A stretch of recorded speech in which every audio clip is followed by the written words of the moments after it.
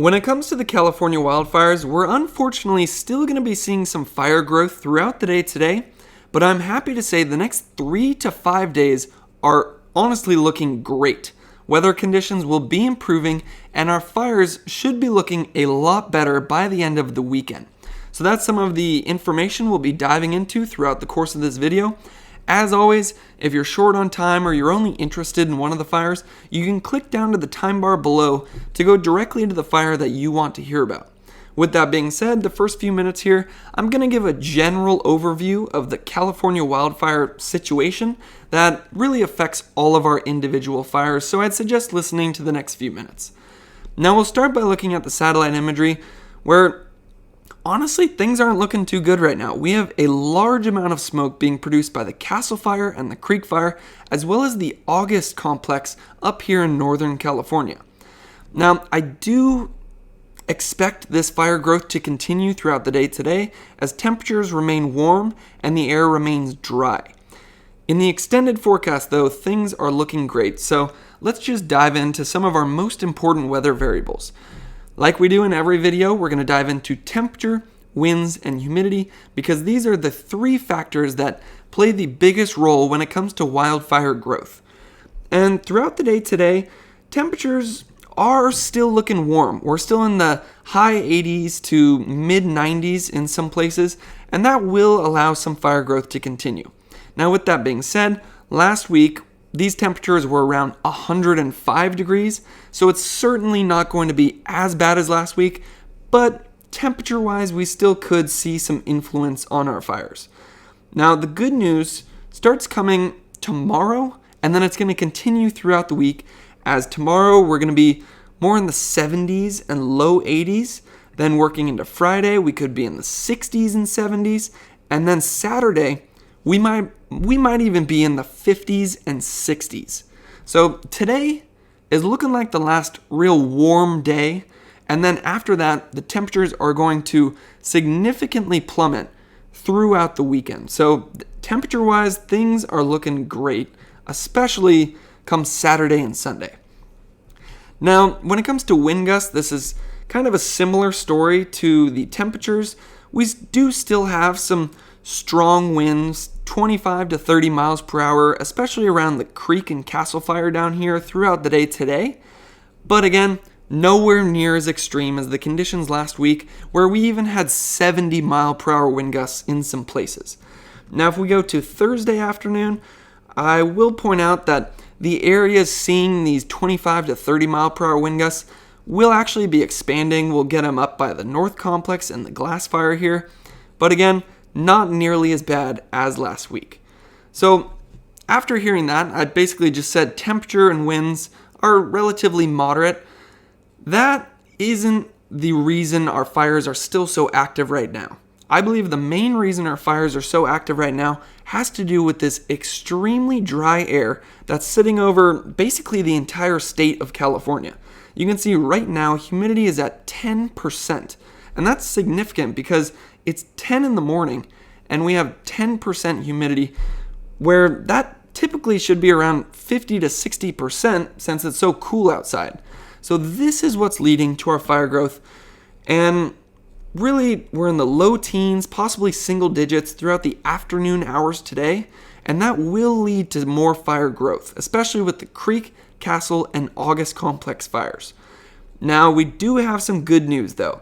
As we get into tonight, you can see these strong onshore winds that are going to be pushing a huge blob of moist, humid air directly over California and right into where some of our wildfires are burning.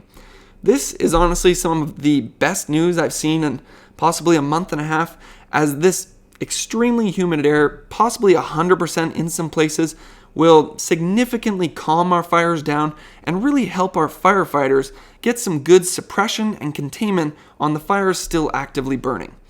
Now, I will point out, come Thursday afternoon, we do get another push of dry air coming in.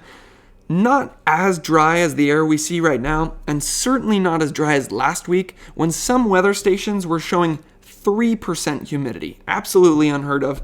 Luckily, tomorrow we could be in the teens in some places, but it's going to be relatively short-lived, And then come nighttime, we're going to get back into that great recovery where we get back into the 80-90% humidity range. So overall, throughout the day today, still going to be dry, which will still lead to some fire spread. But come tonight, we're going to get a great push of humid air, which is going to significantly calm down our fires. And I'm happy to say the good news is going to continue, as it looks like there could be a rain event on the horizon. And I will say possible rain event because the forecast models still aren't very confident with this one. I haven't been talking about this a lot in the past because I typically have a rule of thumb that I don't trust a forecast more than 3 days out. And that's kind of held true with this one. That timing, how much rain, and where it's going to rain has been changing every single day. So once again, I'm not really going to dive into it in this video, although I do hope to give an in-depth rain forecast tomorrow as the forecast models become more confident. I'll just show you what it's saying right now real quick though. Around Saturday, it has some decent rain amounts pushing into Northern California. But again, it's not a matter of if this model will change, it's how this model will change. So as the models get more confident, I will dive into that in tomorrow's video. Now when it comes to air quality, you can see this map has moderate air over the majority of California, while the August Complex and the Creek and Castle Fire areas have that unhealthy air. I actually don't trust this map all too much. I think we're going to have relatively unhealthy air for the majority of the valley, especially throughout the day today. And the main reason for that is upper level winds are extremely weak right now, which allows that smoke just to sit over California. So looking at the forecast for today, if this page loads, you can see they have the areas around the Creek and Castle Fire just into that unhealthy for sensitive group range. I don't exactly trust that. I think with the weak upper level winds, air quality is actually going to be pretty bad today, especially throughout the valley. Now looking at the forecast for tomorrow, I really don't trust this one. I think we will still see some growth throughout the day today. As I just showed, the humidity is going to be low, allowing for that growth to continue. And upper level winds are remaining weak. So I could actually show that here. And I know it's kind of hard to even tell what is strong on this map because everything looks relatively weak. So let's just push into Saturday to show an example. This purple color represents strong upper level winds. And the reason I mention that is it's the upper level winds that push our smoke around. And as you can see, they're extremely weak over California right now, especially in that Creek and Castle Fire area. And unfortunately for the air quality forecast, they're going to remain weak for the next 2 or 3 days. So especially today, I expect the air quality to remain unhealthy. And then as we push into the weekend, that's when we can start seeing some stronger winds coming in as that storm system moves through. So I believe the air quality this weekend is actually going to be looking great for 2 reasons. We're going to have stronger upper level winds pushing in, and we're also going to have reduced fire behavior and reduced smoke produced because the conditions are going to be great for all our fires. Low temperatures, low winds, stronger winds, but extremely high humidity. So our fire behavior is going to be looking good this weekend. So just to sum that up, air quality bad, especially today, possibly improving tomorrow as our fires calm down a little bit, and then definitely improving over the weekend. So let's finally just dive into our individual fires, and I want to start with the Creek and Castle Fire here because this honestly looks the worst that it's looked in maybe a week or 2. You can see a large amount of smoke being produced by the Castle Fire here. And you might be confused because I interchangeably use the words Castle Fire and Sequoia Complex. It really just means the same thing.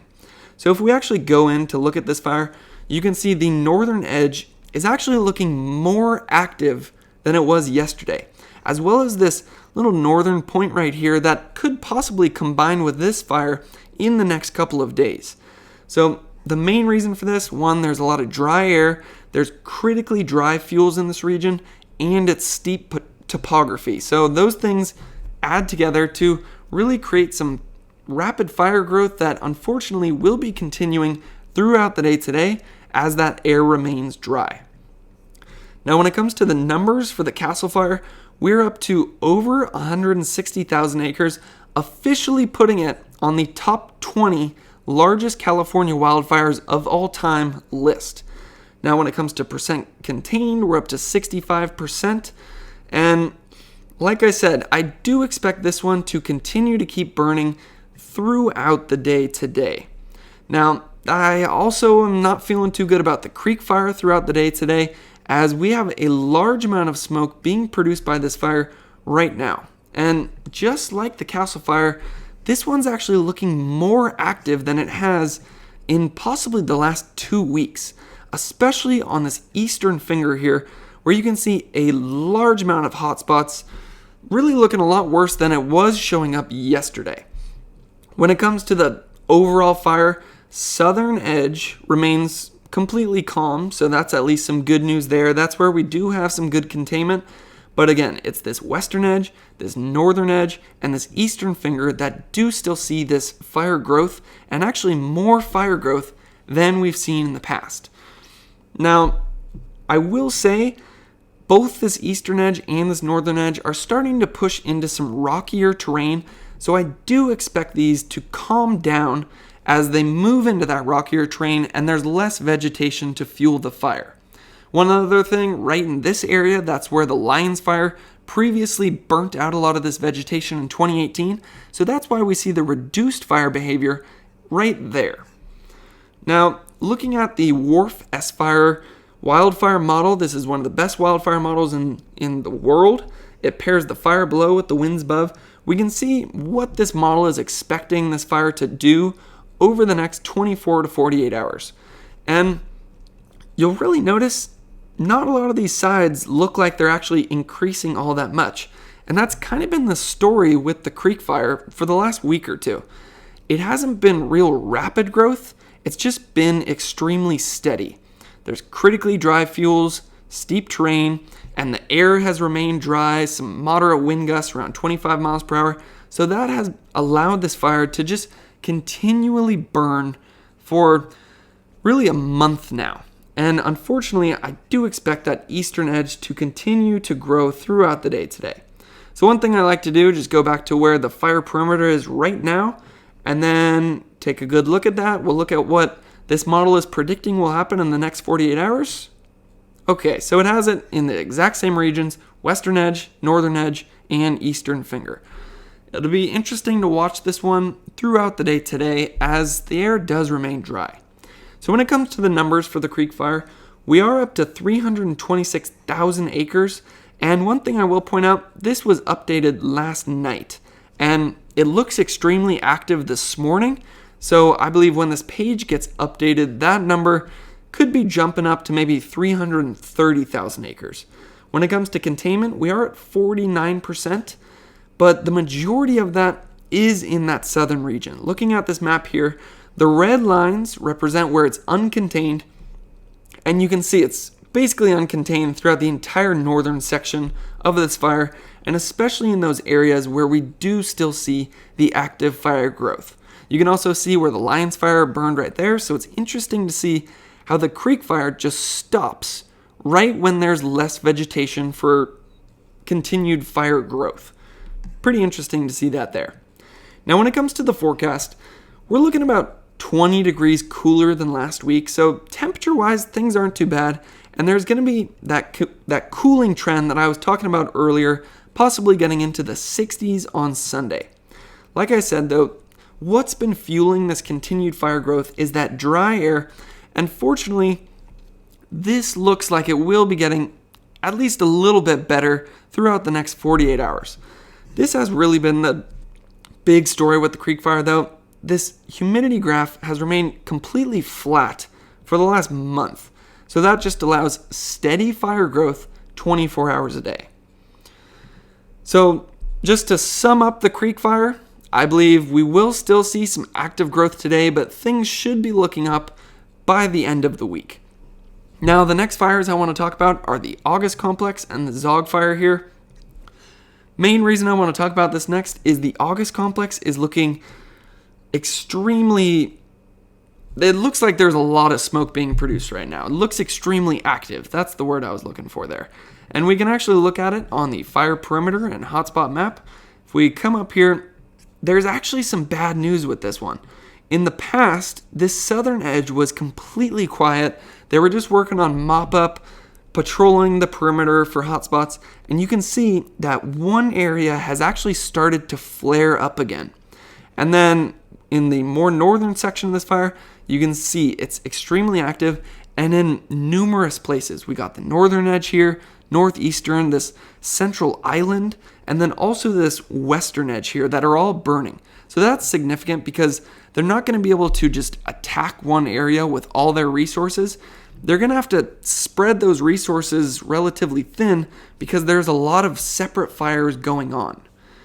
Now, one thing before we actually get into the August complex numbers, I do want to just mention the Zogg Fire here real quick, as there aren't really any hotspots remaining. This fire basically looks like it's out at this point. So looking at the Zogg Fire, we're at 56,000 acres. That hasn't gone up much in the last 2 to 3 days, and we're already at 86% containment. The effort on this fire has just been incredible. As you can see, it started the 27th, and we're already at almost 100% containment. Doesn't look like there's any hotspots remaining, so hopefully this is the last time I even have to report on this one, as it basically looks like it's out. Now, with that being said, don't take my word for it. Make sure to check the link in the description for all the recent evacuations. Now, back to the August complex. This is one of the fires that is not looking too good right now. We're over 1 million acres, like I would say, more than we typically see in an average California wildfire season. So in one fire, we're over the seasonal average, and containment still remains around 60%. And I'll point out, this started August 16th. So comparing that with the Zogg Fire, which started just about a week ago and is already at 86% containment, this started over a month ago and we're still at 60. The main reason for that, it's just a gigantic fire. There's a lot of dry air, steep, rough terrain. It's just a lot to handle, so it's hard to get this one under control. Now, there's a few things that are leading to this fire growth that we see right now. One thing that's relatively moderate right now is the winds, maybe 20 to 25 miles per hour in some places throughout the day today. Overnight hours, the winds drop down significantly, and then tomorrow afternoon we could be back in that 20 mile per hour range, but wind-wise, this isn't looking too bad. So perhaps temperature is the reason this fire is still so active. This is pretty moderate as well. We're around mid 80s in most places, certainly cooler than we saw last week. Thursday, we're going to be looking significantly cooler, 10 degrees less than today. So when it comes to winds and temperature, not that big of a factor when it comes to this continued growth. What is a factor are these extremely low humidities that have just been sitting over this fire for the last month. And you can see throughout the day today, we might even be getting into the single digits. So fortunately, or unfortunately, that fire growth will continue and possibly increase throughout the day today. Now, just like with some of our other fires, we do have some relief and recovery in the overnight hours, but not as much as we'd like to see. Thursday's still looking dry, and then I will just go all the way to the extended forecast. Moving into Saturday and Sunday, we're looking terrific when it comes to humidity. So the factor that's leading to the most growth right now is actually going to be helping this fire in the future, as Saturday to Sunday could be around 90 to 100% humidity, which will hopefully just put this fire out and allow firefighters to get some great containment. Now, the next fire I want to talk about is the North Complex up here, and this is going to be a relatively brief overview because there's not a whole lot going on with the North Complex. In the past, especially towards last week, this northern edge was rapidly expanding, crossing Highway 70, and it looks extremely calm. There's maybe 1 or 2 hotspots remaining, and the entire remainder of this perimeter basically looks like it's out.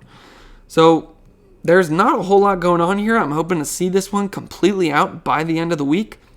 If we look at the numbers, we are at 318,000 acres, but we're at 87% containment. And I believe that number is just going to continue to go up as these favorable weather conditions move in and allow firefighters to just put this fire to bed. With that being said, I will point out today is still looking hot. We're still in the 90s with relative humidity in the teens. So I do expect that one little hotspot to continue to burn throughout the day today, but then looking into tomorrow, we're going to be in the 70s, humidity starts to rise, and then in the overnight hours, most importantly, we're going to have great recoveries up to 70 to 80%, which hopefully will allow firefighters to just put this fire out. Now, the next fire I'll talk about is the glass fire. And yesterday, you guys helped me because you were saying that the smoke over this area was in fact smoke. It's hard to tell on satellite imagery whether this is smoke or fog. So I'll ask the same question again because once again, we can't really tell what that is. If I had to guess, I'm going to say this is most likely fog today. But if I'm wrong, let me know in the comments. And here's my reasoning for why I believe that's mostly just fog today. This fire, just like the Zogg Fire and hopefully the north soon, is looking like it's basically out. You might think that that is remaining to burn right there, but those yellow dots represent what was burning 48 to 72 hours ago, and you can see that that's really the only thing we see on this map. It appears all the hotspots are gone, maybe 2 or 3 on this interior right here, but for the most part, this fire is looking like it's done. And there's been a couple reasons for that. One, we had very reduced fire behavior over the weekend because there was a great smoke shield keeping temperatures and winds down. I actually got to experience that for myself when I deployed to this fire on Friday with the San Jose State Fire Weather Research Lab. Winds were supposed to be 30 miles per hour, and they were 0 because the protective smoke layer was keeping that temperature gradient nice and low. Now, the other thing was this fire actually pushed into where the LNU fire burned a month ago. So there was less fuel to feed further growth, and as you can see, this fire basically looks like it's out. So hopefully this is the last time I even have to mention it. If it flares up again, I will obviously forecast on it again. But right now, this one's basically looking done. We're at 67,000 acres, and we are at 58% containment already. And I expect this number to just rapidly increase over the next few days as the weather conditions are looking favorable. We're about 20 degrees cooler than last week, possibly even 25. And then Thursday, we're getting into the 70s. And we're going to stay in the 70s throughout the weekend, possibly getting some rain. I'm happy to say, when it comes to the glass fire, I'd say we're just about wrapped up. Mild temperatures today, going to be not that windy, maybe 15 mile per hour wind gusts. Humidity about 20% higher than last week. And then you can see low humidity tomorrow, 50%. Possibly getting into 100% tomorrow night. So I don't want to jinx it, but I think the glass fire is just about wrapped up. Now, with that being said, always be sure to check the link in the description for the recent evacuations. Don't take my word for it when I say a fire is done. So looking at a broad overview of the California wildfire season, it has been a bad one. We've had over 4 million acres burned, which is double the previous record. Something else that's double the previous record is largest California wildfire of all time. August complex, now over 1 million acres, is double the previous record. And unfortunately, at least throughout the day today and part of tomorrow, I do expect the Augustin Creek to continue to grow. North complex, though, I'd say is looking good. As always, I will continue to make these updates every single day, and be sure to check back tomorrow as hopefully the forecast models will be showing more confidence in that rain event, and I'll really dive into where and when and how much rain we could be seeing over this weekend. As always, if you're a member of CAL FIRE or the U.S. Forest Service, thank you for all the amazing work you do. And if you or any of your friends or family have been affected by these wildfires, my thoughts and prayers go out to you, and thanks for watching.